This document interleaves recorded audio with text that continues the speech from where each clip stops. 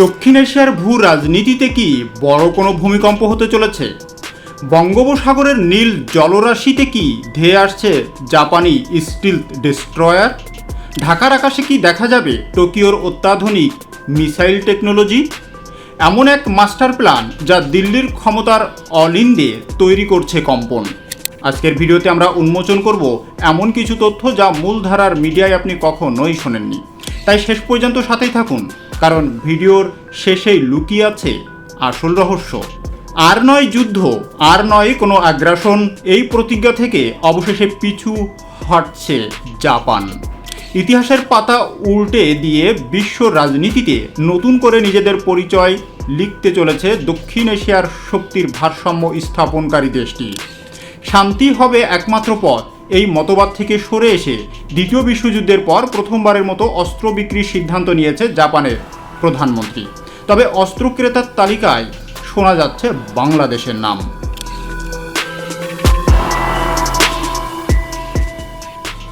বিশ্ব রাজনীতির চরম অস্থিরতার জোয়ার আছড়ে পড়ছে শান্তিকামী টোকিওর নীতির দেওয়ালে। পরিস্থিতি বিবেচনায় একসময় সামরিক শক্তি ব্যবহারের ক্ষেত্রে সীমাবদ্ধতা মেনে চলা দেশটি এখন নজর দিচ্ছে নিজেদের প্রতিরক্ষা শিল্পকে শক্তিশালী গড়ার দিকে। নিরাপত্তা কৌশলের অংশ হিসাবে সম্প্রতি জাপান সরকার শিথিল করেছে সামরিক সরঞ্জাম রপ্তানির উপর থাকা সব নিষেধাজ্ঞা। ফলে আন্তর্জাতিক বাজারে উন্মুক্ত হয়েছে যুদ্ধজাহাজ, ক্ষেপণাস্ত্র সহ অত্যাধুনিক বিভিন্ন অস্ত্র সরবরাহের পথ। জাপানের পরিবর্তনে নড়ে চড়ে বসেছে শক্তিমত্তার দিক থেকে এগিয়ে থাকা এশিয়ার অন্যান্য দেশগুলো। তারা একে দেখছে আঞ্চলিক শক্তি ভারসাম্যের নতুন সমীকরণ হিসাবে। আন্তর্জাতিক বার্তা সংস্থা রয়টার্স জানিয়েছে, ইতোমধ্যেই নাকি ফিলিপাইনের সঙ্গে যুদ্ধজাহাজ রপ্তানির চুক্তিও সম্পন্ন করেছে জাপান। এতদিন ধরে উন্নয়ন, বিনিয়োগ আর মানবিক সহযোগিতার সূত্রে গাঁথা ছিল জাপান বাংলাদেশ কূটনৈতিক সম্পর্ক। তবে সেই সম্পর্কে এবার এসেছে নতুন মোড়, পাওয়া যাচ্ছে সামরিক সহযোগিতার আভাস। আগামী 15 মে টোকিওতে অনুষ্ঠিত হতে যাচ্ছে বাংলাদেশ জাপান ষষ্ঠ ফরেন অফিস কনসালটেশন, সংক্ষেপে ওসি বৈঠক। সেখানে বাংলাদেশের কাছে অস্ত্র বিক্রির প্রস্তাব দিতে পারে জাপান। তবে সাম্প্রতিক সময়ে বাংলাদেশের সঙ্গে চীনের ঘনিষ্ঠতাকে সুনজরে দেখছে না জাপান প্রশাসন।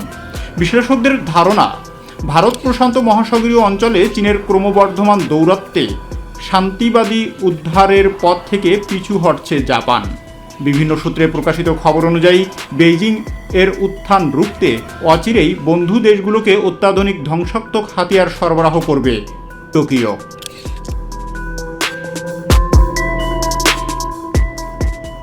ইট মারলে যে পাটকেল খেতে হয় সেটি চীনকে কড়াই গন্ডায় বুঝিয়ে দিতে চায় জাপান। যদিও সামুরাই যোদ্ধাদের দাবি, প্রতিরক্ষার প্রশ্নে নিজেদের সংবিধানে আমূল পরিবর্তন আনার সিদ্ধান্ত নিতে বাধ্য হয়েছে তারা। সংশ্লিষ্ট ইস্যুতে ইতোমধ্যেই বিবৃতি দিয়েছে টোকিও প্রশাসন। নতুন কাঠামোর অধীনে যুদ্ধজাহাজ, ক্ষেপণাস্ত্র এবং যুদ্ধবিমানের মতো উন্নত সামরিক প্রযুক্তি অন্যান্য দেশগুলোতে রপ্তানি করবে তারা। যদিও এখনও নির্দিষ্ট ও বিস্তারিতভাবে জানানো হয়নি কোন অস্ত্র রপ্তানি করবে দেশটি। সামাজিক মাধ্যমে দেওয়া এক বার্তায় জাপানের প্রধানমন্ত্রী সানাই জানান, নতুন নীতির ফলে এখন প্রতিরক্ষা সরঞ্জাম স্থানান্তরকে নীতিগতভাবে বৈধ বলে গণ্য করা হবে। তবে এইসব অস্ত্র ক্রয়ের ক্ষেত্রে ক্রেতা দেশগুলোকে দিতে হবে জাতিসংঘ সনদের সঙ্গে সামঞ্জস্যপূর্ণ প্রতিশ্রুতি। বিশ্লেষকদের মতে তারেক রহমান এমন এক নেটওয়ার্ক তৈরি করছেন যেখানে জাপানকে কেবল দাতা দেশ হিসাবে নয়, বরং প্রধান সামরিক অংশীদার হিসাবে দেখা হচ্ছে।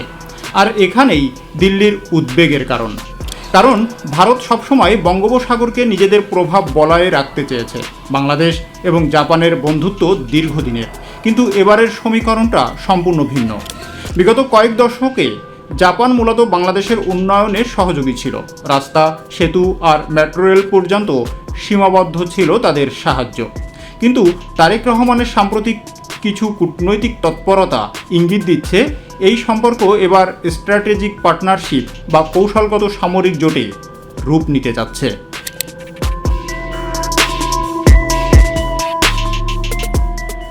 গোপন সূত্রের খবর, জাপান থেকে আসছে অত্যাধুনিক টাইপ 055 ক্যাটাগরির যুদ্ধ জাহাজ এবং রাডার সিস্টেম, যা কয়েক হাজার কিলোমিটার দূরের লক্ষ্যবস্তুকে নির্ভুলভাবে শনাক্ত করতে পারে।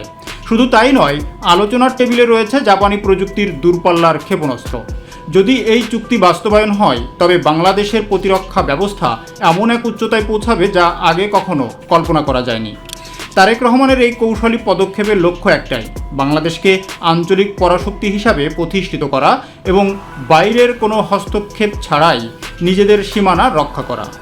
ভারত সবসময় বাংলাদেশের অভ্যন্তরীণ রাজনীতিতে একটি শক্তিশালী ফ্যাক্টর, কিন্তু তারেক রহমান এবার এমন এক দেশের হাত ধরেছেন যাকে ভারত বন্ধু মনে করলেও সামরিক দিক থেকে এড়িয়ে যেতে পারে না।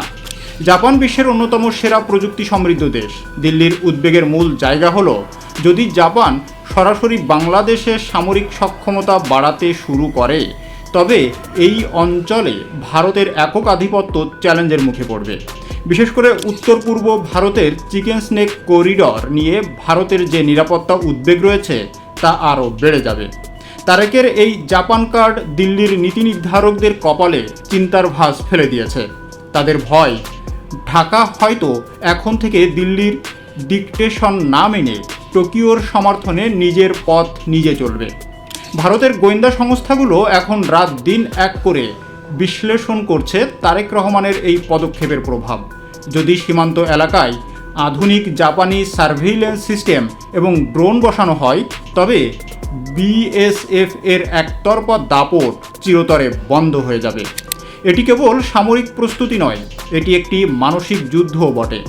তারেক রহমান বার্তা দিতে চাচ্ছেন, বাংলাদেশ আর কার ওপর নির্ভরশীল নয়, বরং স্বাবলম্বী হওয়ার পথেই হাঁটছে।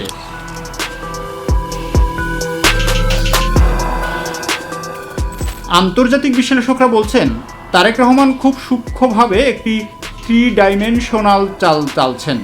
একদিকে তিনি দেশের ভিতরে জনপ্রিয়তাকে কাজে লাগাচ্ছে, অন্যদিকে জাপান এবং পশ্চিমাদের সাথে এমন সম্পর্ক গড়ছে যা ভারতকে চাপে রাখতে বাধ্য করবে। জাপানের জন্য এটি সুযোগ বাংলাদেশের বিশাল বাজারে নিজেদের প্রভাব বিস্তার করা, আর বাংলাদেশের জন্য এটি হলো সার্বভৌমত্ব রক্ষার ঢাল। তাহলে কি শেষ পর্যন্ত কি হতে যাচ্ছে? জাপান কি সত্যি তারেক রহমানের আহ্বানে বাংলাদেশের সামরিক শক্তিতে আমূল পরিবর্তন আনবে, নাকি এটি মোদী সরকারকে চাপে রাখার একটি রাজনৈতিক কৌশল মাত্র? সময় বলে দেবে।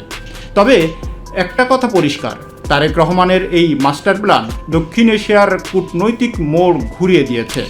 জাপান বাংলাদেশ মহাজোটের এই নতুন সমীকরণ কি সফল হবে? আপনি কি মনে করেন? আপনার মতামত নিচেই কমেন্টস বক্সে অবশ্যই জানাবেন।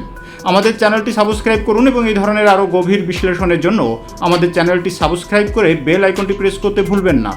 খুব শীঘ্রই দেখা হবে আপডেটেড কোনো বিষয় নিয়ে। ধন্যবাদ।